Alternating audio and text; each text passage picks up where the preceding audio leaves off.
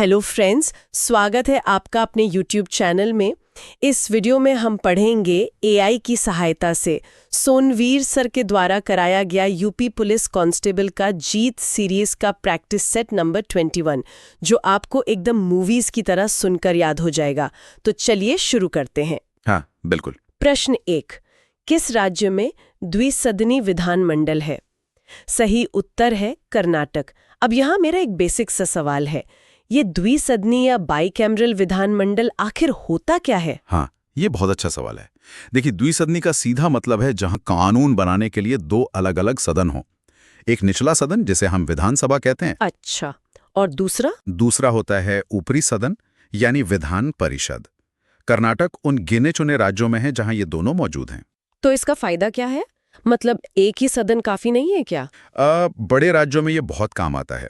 इससे कानूनों की एक तरह से डबल चेकिंग हो जाती है, ताकि जल्दबाजी में कोई फैसला ना लिया जाए। समझ गया, एक फिल्टर की तरह। चलिए आगे बढ़ते हैं।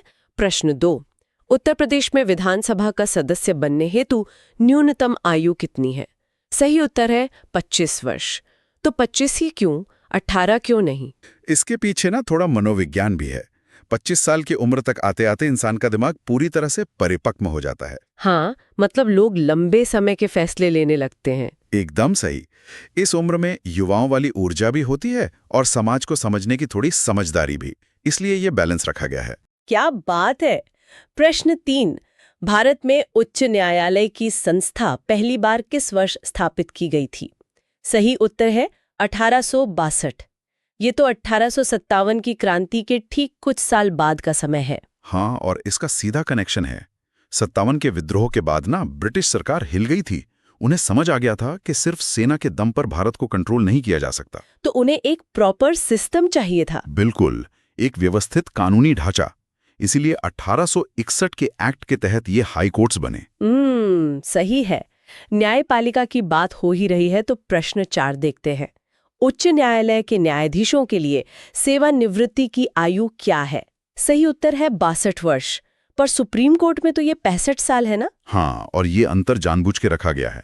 जब हाई कोर्ट का कोई बहुत अनुभवी जज 62 साल का होता है, तो उसके पास सुप्रीम कोर्ट में प्रमोट होने का मौका रहता है। अच्छा, ताकि वो अपना अनुभव देश के सबसे ऊंचे न्यायालय में दे सकें। एकदम सही। ये एक तरह से टैलेंट को ऊपर ले जाने का सिस्टम है। बहुत बढ़िया लॉजिक है। चलिए प्रश्न 5 पर आते हैं।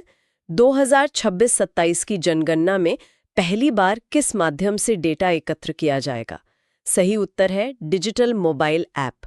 मतलब अब वो मोटे मोटे कागजी रजिस्टर नहीं दिखेंगे। नहीं, बिल्कुल नहीं। और सोचिए, ये कितना बड़ा बदलाव है। 1.25 अरब लोगों का डेटा कागज पर लिखना, फिर उसे संभालना बहुत मुश्किल काम था। हाँ, और उसमें गलतियां भी तो होती होंगी। जाहिर है, अब ऐप के जरिए ना सिर्फ करोड़ों पन्नों की बचत होगी, बल्कि जो डेटा पहले सालों में प्रोसेस होता था, वो अब सरकार को रियल टाइम में मिल जाएगा। तकनीक सच में कमाल है। इसी से जुड़ा है प्रश्न 6, .gif किसका विस्तारित नाम है? सही उत्तर है एनिमेटेड इमेजेस। जो हम रोज फोन पर मीम्स भेजते हैं, ये वही है ना? जी हाँ, ये इंटरनेट की एक तरह से बॉडी लैंग्वेज बन गई है। बिना आवाज के, बहुत कम डेटा खर्च करके आप अपना पूरा इमोशन एक्सप्रेस कर देते हैं। बिल्कुल, बहुत मजेदार चीज है। चलिए प्रश्न 7, स्टार्टअप इंडिया की पहल क्या है? सही उत्तर है नवाचार और उद्यमिता को प्रोत्साहित करना। ये सिर्फ एक योजना नहीं है, बल्कि एक माइंडसेट बदलना है।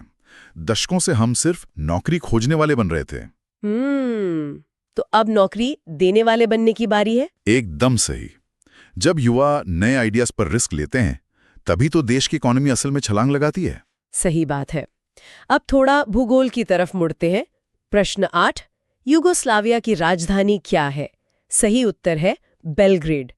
पर युगोस्लाविया तो अब नक्शे पर है ही नहीं। हाँ, वो कई देशों में टूट गया है।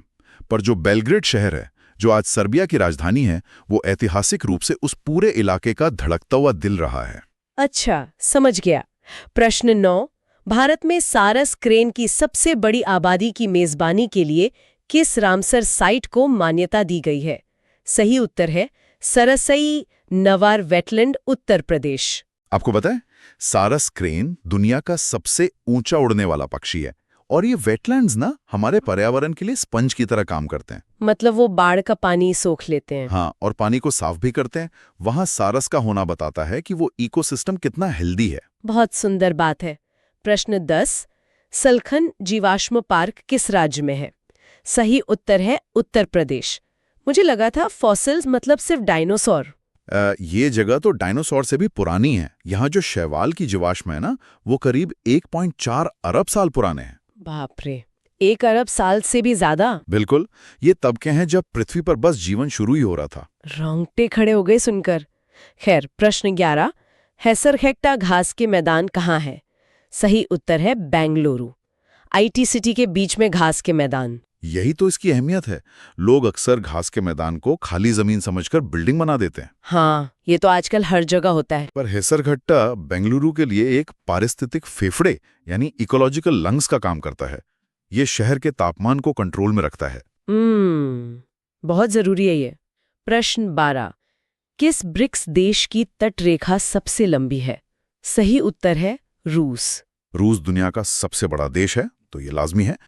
पर इसकी असली अहमियत भविष्य में दिखेगी। वो कैसे? जब ग्लोबल वार्मिंग से आर्कटिक की बर्फ पिघलेगी ना, तो रूस के पास दुनिया का सबसे बड़ा समुद्री व्यापारिक रास्ता आ जाएगा। ओह, ये तो बहुत बड़ी जियोपॉलिटिकल बात है। प्रश्न 13, कौन सी बिग कैट दहाड़ नहीं सकती है? सही उत्तर है चीता। ये कैसे हो सकता है? देखिए, शेर के गले में एक खास हड्डी होती है जो लचीली होती है, जिससे वो दहाड़ता है। अच्छा। तो चीते में वो नहीं होती। होती है, पर वो कठोर होती है, इसलिए वो पालतू बिल्लियों की तरह बस पुर्र की आवाज निकालते हैं। उनकी पूरी बॉडी सिर्फ तेज दौड़ने के लिए बनी है, दहाड़ने की उन्हें जरूरत ही नहीं पड़ी। प्रकृति सच में अमेजिंग है। अब इतिहास के मैदान में चलते हैं। प्रश्न 14, कर्नाटक युद्ध भारत में किन 2 शक्तियों के बीच लड़े गए थे? सही उत्तर है ब्रिटिश और फ्रेंच। इसे आप 18वीं सदी का एक ग्लोबल प्रॉक्सी वॉर कह सकते हैं। ये दोनों यूरोप में लड़ रहे थे और असर भारत में हो रहा था। और इसी से तय हुआ कि भारत पर राज कौन करेगा। प्रश्न 15, टीपू सुल्तान किस युद्ध में मारे गए थे? सही उत्तर है श्रीरंगपट्टनम का युद्ध 1799। टीपू सुल्तान अंग्रेजों के लिए बहुत बड़ा खतरा थे, क्योंकि वो आधुनिक तकनीक, खासकर रॉकेट्स का इस्तेमाल कर रहे थे। हाँ, मैंने भी सुना है उनके रॉकेट्स के बारे में। प्रश्न 16, प्लासी का युद्ध 1757 ब्रिटिश सेनाओं और किसके बीच लड़ा गया था? सही उत्तर है सिराज उद दौला। प्लासी को युद्ध कहना ही गलत होगा। वो तो एक तरह का कॉर्पोरेट टेकओवर था, जहां मीर जाफर को खरीद लिया गया था। धोखेबाजी थी पूरी। प्रश्न 17, बक्सर के युद्ध का परिणाम क्या था? सही उत्तर है इलाहाबाद की संधि। हाँ, और इसी संधि ने अंग्रेजों को दीवानी अधिकार दे दिए। मतलब टैक्स वसूलने का हक। एकदम सही। और जिसके पास खजाना, उसी के पास असली पावर आ गई। पैसे का खेल। प्रश्न 18, बॉम्बे परमाणु ऊर्जा केंद्र का नाम बदलकर किसके नाम पर रखा गया? सही उत्तर है होमी जहांगीर भाभा। डॉक्टर भाभा का विजन कमाल का था। जब आजादी के बाद हम बुनियादी चीजों के लिए जूझ रहे थे, तब उन्होंने देश को परमाणु ऊर्जा में आत्मनिर्भर बनाने का सपना देखा था। महान लोग थे वो। चलिए, प्रश्न 19, किस खेल में गेंद शामिल नहीं होती है? सही उत्तर है बैडमिंटन। हाँ, कभी-कभी एकदम आसान सवाल भी एग्जाम में दिमाग घुमा देते हैं। बिल्कुल, क्रिकेट, टेनिस सब में गेंद है, पर बैडमिंटन शटलकॉक से खेला जाता है। प्रश्न 20, इंडिया जस्टिस रिपोर्ट किस संगठन की पहल है? सही उत्तर है टाटा ट्रस्ट। ये बहुत अच्छा कदम है। न्याय व्यवस्था का रिपोर्ट कार्ड सिर्फ सरकारी क्यों बनाए? नागरिक समाज को भी हक है। बिल्कुल, ये संस्थाएं आईना दिखाती हैं कि किस राज्य में न्याय कितनी जल्दी मिल रहा है। सही बात है। प्रश्न 21, एनएनपी की गणना का सूत्र क्या है? सही उत्तर है एनएनपी बराबर जीएनपी माइनस मूल्य ह्रास।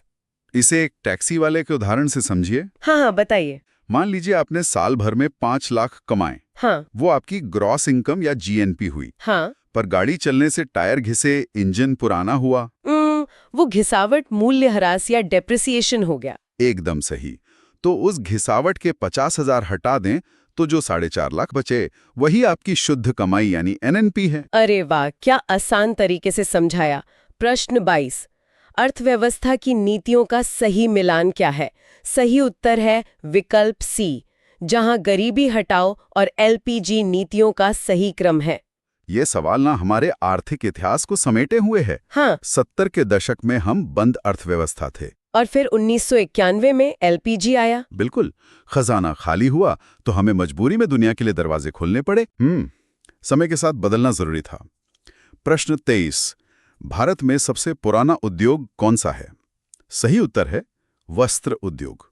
हड़प्पा के कपास से लेकर आज तक कपड़े ने हमारा इतिहास बुना है, और खेती के बाद ये सबसे ज्यादा रोजगार भी देता है। प्रश्न 24, कार्य करने की क्षमता को क्या कहते हैं? सही उत्तर है ऊर्जा। ये प्रकृति का सबसे बेसिक नियम है। बिना ऊर्जा के ब्रह्मांड में एक पत्ता भी नहीं हिल सकता। वो तो है। प्रश्न 25, टूटी हुई हड्डी को जोड़ने के लिए प्रयुक्त जिप्सम क्या है? सही उत्तर है कैल्शियम सल्फेट। जो प्लास्टर चढ़ता है ना हड्डी टूटने पर, वो यही होता है। पानी मिलते ही एकदम पत्थर जैसा सख्त हो जाता है, ताकि हड्डी हिले डुले नहीं। हाँ, और फिर शरीर उसे अपने आप अंदर ही अंदर प्राकृतिक रूप से जोड़ लेता है। कमाल की बायोलॉजी है। प्रश्न 26, दूध शर्करा को किस रूप में संदर्भित किया जाता है?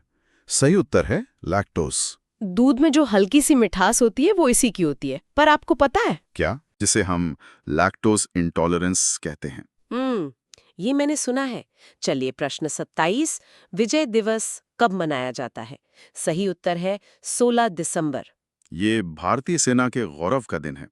1971 में इसी दिन 93,000 पाकिस्तानी सैनिकों ने सरेंडर किया था। और एक नए देश बांग्लादेश का जन्म हुआ था। गर्व की बात है। प्रश्न 28, हार्ट लैम्प के लिए 2025 का अंतर्राष्ट्रीय बुकर पुरस्कार किसने जीता? सही उत्तर है बानू मुश्ताक। बुकर प्राइज मिलना बहुत बड़ी बात है। ये दिखाता है कि हमारी क्षेत्रीय कहानियों में कितनी गहराई है। बिल्कुल। प्रश्न 29, पंजाब में फसल का लोक नृत्य कौन सा है? सही उत्तर है भांगड़ा। किसानों की महीनों की मेहनत जब खेतों में लहलहाती फसल के रूप में दिखती है ना, तो शरीर से जो खुशी छलकती है वही भांगड़ा है। एकदम सही। प्रश्न 30, DTAA का पूर्ण रूप क्या है? सही उत्तर है डबल टैक्सेशन अवॉइडेंस एग्रीमेंट। जो भारतीय बाहर नौकरी करते हैं उनके लिए ये ढाल है। अगर अमेरिका में टैक्स दे दिया तो भारत सरकार उसी पैसे पर दोबारा टैक्स नहीं लेगी। ये तो बहुत जरूरी नियम है। प्रश्न 31, संयुक्त प्रांत राजस्व अधिकारी विनियमन किस वर्ष पारित किया गया था? सही उत्तर है 1803। मतलब युद्ध जीतने के तुरंत बाद ही अंग्रेजों ने टैक्स वसूलने के नियम बना दिए। उनकी प्राथमिकता एकदम साफ थी कि पैसा कैसे निचोड़ा जाए। प्रश्न 32, भारतीय सेना के सेंट्रल कमांड का मुख्यालय कहाँ है? सही उत्तर है लखनऊ। रणनीतिक रूप से लखनऊ बहुत अहम है, क्योंकि ये हमारी हिंदी भाषी बेल्ट और उत्तराखंड के बॉर्डर को एक मजबूत सिक्योरिटी देता है। प्रश्न 33, मानवाधिकार दिवस 2025 का विषय क्या था? सही उत्तर है हमारी रोजमर्रा की आवश्यक वस्तुएं।